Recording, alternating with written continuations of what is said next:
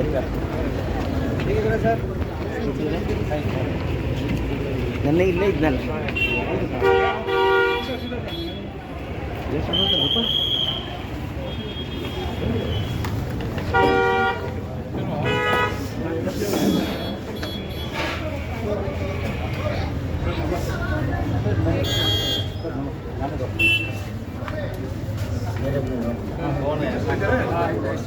Patient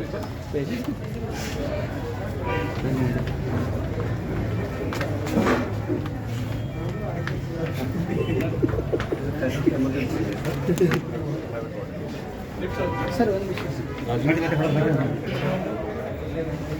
sir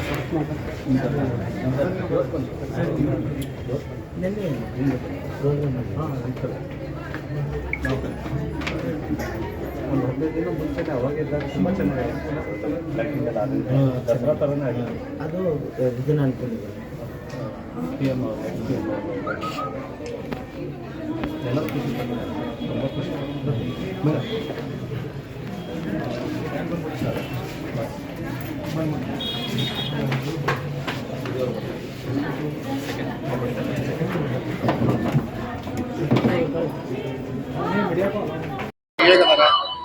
ಈಗ ಆರಾಮಾಗಿದ್ದಾರೆ.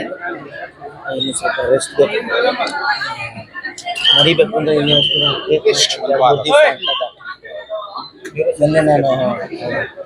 ನಿನ್ನೆ ಕಾರ್ಯಕ್ರಮಕ್ಕೆ ಬಂದು ಅವ್ರನ್ನ ನೋಡ್ಕೊಳ್ಳೋಣ. ಯಾಕಂದರೆ ಮೇಡಮ್ ನಮಗೆ ತುಂಬ ಆತ್ಮೀಯರು. ಯಾಕಂದರೆ ಬೆಳಗಾಮಲ್ಲಿ ಸುಮಾರು ಕಾರ್ಯಕ್ರಮಗಳಾಗ್ಬೋದು.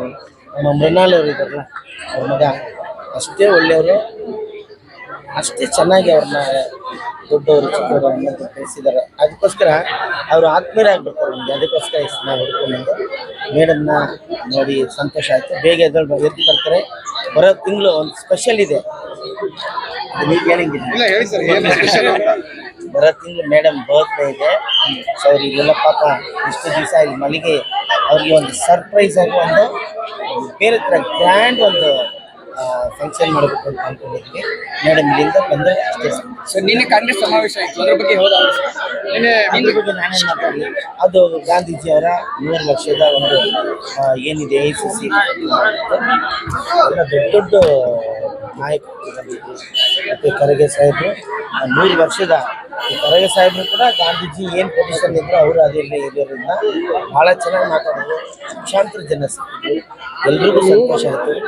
ಗಾಂಧಿ ಭಾರತ್ ಮತ್ತೆ ಬರಲೇಬೇಕು. ಯಾಕಂದರೆ ಸ್ವಾತಂತ್ರ್ಯ ತಂದುಕೊಟ್ಟೋದೇ ನಾವು ಮರೆಯೋದಕ್ಕಾಗಲ್ಲ. ಗಾಂಧಿ ಭಾರತ್ ಬರಬೇಕು. ನಮ್ಮ ಅಂಬೇಡ್ಕರ್ ಅವರ